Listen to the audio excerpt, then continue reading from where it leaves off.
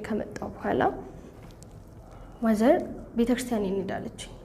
ቤተክርስቲያን ስትለኝ አልሄድም፣ አሁን አልሄድም፣ አንቺ ሂጂ፣ ያለ መሄድ ብቻ ቡና አፍልቼ ምናምን እጠብቅሻለሁ አልኳት። እሺ ብላ እሷም ወጣች። ስትመለስ ጸበል አምጥታ ነበርና ነይ ጸበል ጠጪ ስትለኝ አልጠጣም አልኳት። ለምሮ ማጠጭ ስትለኝ አንድ ጥያቄ ጠይቅሻለሁ፣ ለዛ ጥያቄ መልስ ከሰጠሽኝ እውነት እጠጣለሁ አልኳት። ከዛ እሺ ምንድነው ጥያቄው ስትለኝ ማርያም ማናት? እንዴትስ እንትን አለ? ስዕሏ ኬት መጣ ብዬ ጠየኳት እና በጣም ተቆጣች። በቃ በዛ ሰዓት ጸጉሬን እስከማቃጠል ደረጃ ደርሳለች። ማለት ይሄ ሂጃብ የምታረጊው ነገር ምናምን ነው እንደዚህ ሰዓት ውስጥ የከተተሽ ብላ ጸጉሬን እስከማቃጠል ደረጃ ደርሳለች። እና በሰዓቱ አልሐምዱሊላህ አመለጥኩኝና አንድ ቤት ገባሁኝና እሷ ጋር ገብቼ ልትመታኝ ነው ምናምን ነገር አልኳቸው። ምን ብለሻት ነው ምናምን ነገር ሲሉኝ እንደዚህ አልኳት። ነይ በቃ ምናምን ብለውኝ ይዘውኝ ገቡ። ለመኗት ይቅርታ አድርጊላት ምናምን ሲሉ በመሀል እግሯን ተሰበረች። አይ እንደዚህ ከሆነማስ በቃ ከእናቴ አይብስም፣ ሰዓቱ ጊዜ ሲደርስ ራሴን በምችልበት ሰዓት ሻሃዳ ይዛለሁ ብዬ ተቀመጥኩኝ። ንስሐ መግባት አለብሽ ሰንበት አትጀምሪም ተብዬ ተከለከልኩኝ። እና ንስሐ ለመግባት የንስሐ አባት ነበረኝ እና ሁሌ ንስሐ ሊገባ ሲሄድ ሁሌ ከራሴ ጋር የማወራው ነገር እንዴት ለአንድ ሰው ስተት ለሚሰራ ሰው እንዴት ኃጢአት ይናዘዛለሁ ብዬ ሁሌ ከራሴ ጋር አወራ ነበርና እሄድና መለስ ነበረ።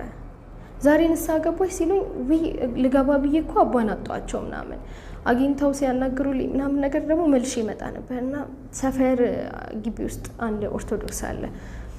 ነይ እኔ ልውሰድሽ፣ የገዳም ብር እኔ እችልሻለሁ፣ የፈለግሽበት ገዳም ትሄጃለሽ፣ ለምትፈልጊው ጥያቄ መልስ ታገኛለሽ፣ ነይ ንስሐ ግቢ አለኝ።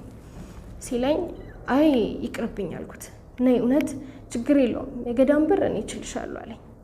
የገዳምን ነገር ስላየሁት ምንም አልጓጓሁለትም። ማለት አንዴ ሄጃለሁ እና ላይፉን ስላየሁት ምንም እንትን አላለኝም፣ ጥቅም አላገኘሁበትም፣ ተጎድቼበታለሁና አይ አመሰግናለሁ አልኩት። ሳያት እናቴ በጣም እንትን እያለች ነው፣ እያዘነችብኝ ነውና ከምታዝንብኝ በቃ እውነትም ንስሐ ልግባ እና ልቁረብ አልኩኝና ወስኜ ሄድኩኝ። ከሷ ጋር ሄደን አባ ንስሐ አስገቡኝ በቃ አልኳቸው።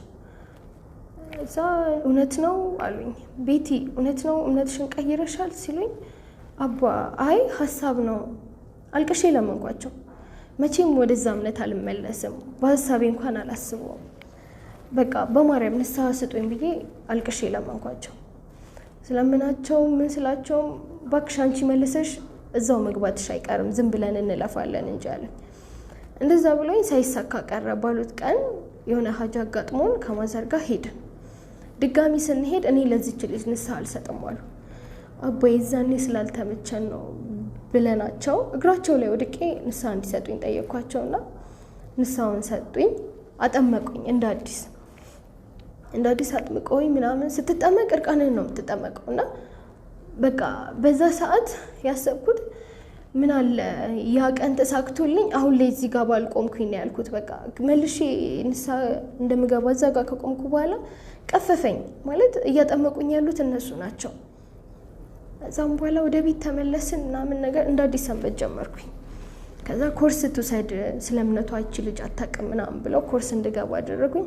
ሁሌም አንድ አይነት ነገር መማር ጀመርኩኝ። ሰንበት የምማረውም ድጋሚ ኮርሱ ላይ ስማር ሰርተፊኬት ምናምን ሳልወስደኝ ወጣሁኝ እና የሆነ ቀን ነይ ቤቲ ሰርተፊኬትሽን ሰጂ ተብሎ ተደወለልኝ። ሄጄ ሰርተፊኬቴን ወስጄ ከዛ ቀን በኋላ እርም አልኩኝ። ሄጄ አላውቅምና የሆነ ቀን ክርክር ጀመርኩኝ። በቃ ተይ እምነትሽን ያዢ ምናምን ብለው በጣም ተቆጡኝ። ሲሉኝ በቃ አይ እውነታቸውን ነው እምነቴን መያዝ አለብኝ፣ በቃ እስልምና ምንም አይደለም አልኩኝ። እሺ አልኩኝና ከተነጋገርን በኋላ ወደ ቤት ከሄድኩኝ በኋላ በጣም ይቅርታ አልኳት እናቴን። ድጋሚ ስለዛ እምነት አላስብም በቃ ምናምን ነገር ብዬ እስከዚህ ሞኩኝ። ከዛ ከጓደኞቼ ጋር ምናምን 9ኛ ክላስ ከገባው በኋላ ክርስቲያኖች ናቸው ጓደኞቼ እና ከነሱ ጋር ይበልጥ አብረን ባለው ላይፍ ላይ ምናምን እንትን አለን። እዛ የሆነ ቀን ሻርብ በጣም አብዝቼ መልበስ ጀመርኩኝ። ሁሉም ሙስሊም አድርጎ አሰበኝ። የሆነ ቀን አውልቄ ሲሄድ ምናምን ነገር ደነገጡ። እዛ በቃ ስለሚ ምናምን ነገር አሉኝ። እዛ ሳስበው እቤት ውስጥ ያለውን ነገር ምናምን ድጋሚ ያ ነገር ቢከሰትስ ከቤት ቦታስ ገና ተማሪ ነኝ የሚለው ነገር አይምሮዬ ላይ ተቀረጸና ክላስ ማውቂያ ጊዜ ላይ ምናምን አካባቢ በጣም ስለመረረኝ ድጋሚ ሻሃዳ ለመያዝ ወሰንኩኝ። ረመዳን አካባቢ ላይ ከጓደኛዬ ጋር የሆነ ቃል እናመጣ የሆነች ልጅ ጾም ነበርና ውሃ በጣም ጠምጧት ልታፈጥር ጓደኛዋ ጋር መጣ ውሃ እየጠየቀች ነበር። ሳያት ውሃ እየጠየቀች ነው።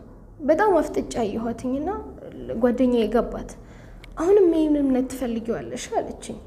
ኧረ አንቺ ምንድነው የምትይው? ኧረ አልፈልገውም አልኳት። ተይ ያስታውቅብሻል እኮ አለችኝ። ቢሳካልኝ አዎ አልኳት። ማለት በዛ ሰዓት ብዙ ጊዜ ስመለከት ረመዳን ላይ ውሃ ጠምቷቸው ወይም ኢፍጣር ሰዓት ደርሰው ምናምን ነገር ሲሯሯጣ ያለውና ያ ነገር ለኔ በሆነ በዛ ሰዓት እኔ በዛ ቦታ ቦንኩኝ ብዬ በጣም እማኝ ነበርና እያየኋት ወላሂም በይመጣ ያኔ ብሰልም ኖሮ ዛሬ እኔም እንደዚህ ውሃ ተጠምቼ አንዱ ጋር ጠይቅ ነበር ብዬ አሰብኩኝ። ጥሟን አርክታ ሄደች።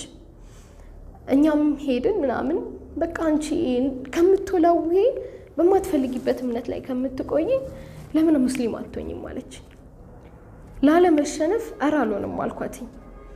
በቃ ራሴን ላለመሸነፍ በእነሱ ቦታ እንትን ላለ ማለት ቆራጥ እንደሆንኩ ለማሳወቅ ኧረ እኔ መቼ ሙስሊም አልሆንም በቃ ለእናቴ ቃል ገብቼ እላታለሁ አልኩኝና ተመለስን። ከዛ በማግስቱ ክላስ ሄጄ እያወራን እያለ አንዷ ጓደኛዬ ሙስባ ይዛልኝ መጣች። ሙስባ እንድታመጣልኝ ጠይቂያት ነበር። ሙስባውን ስትሰጠኝ በጣም ደስ አለኝ። እጄ ላይ ሳየው ምናምን ነገር የተለየ ስሜት ተሰማኝ። በቃ ይሄ ነገር ይሄን ያክል ለኔ ቦታ ካለው መስለም አለብኝ አልኩኝ። ጠራኋት። በቃ እኔ ከነገ በኋላ ወላሂ ሻሃዳ ይዤ ነው የምመጣው አልኳት። ተይ ወስኛለች። እውነት ወስኛለሁ በቃ እኔ ከዚህ በላይ መቀጠል አልችልም አልኩኝ። በማግስቱ ከወንድምም በላይ ሆኖ ከጎኔ ያለ ሰው አለና ሄድኩኝ። እሱ ጋር ነበር ከሰዓት ክላስ ሲሆን ጠዋት እሱ ጋር ሄድ ነበር። ቁርስ ከበላን በኋላ እጄን ሳልታጠብ በቃ እኔ ሻሃዳ መያዝ ፈልጋለሁ ባላ ሻሃዳ ሲዘኝ አልኩት። የምርሽን ነው አለ። አዎ በቃ እኔ ሻሃዳ መያዝ ፈልጋለሁ አልኩት። ችግር የለውም ነይ አስይዝሻለሁ አለኝ።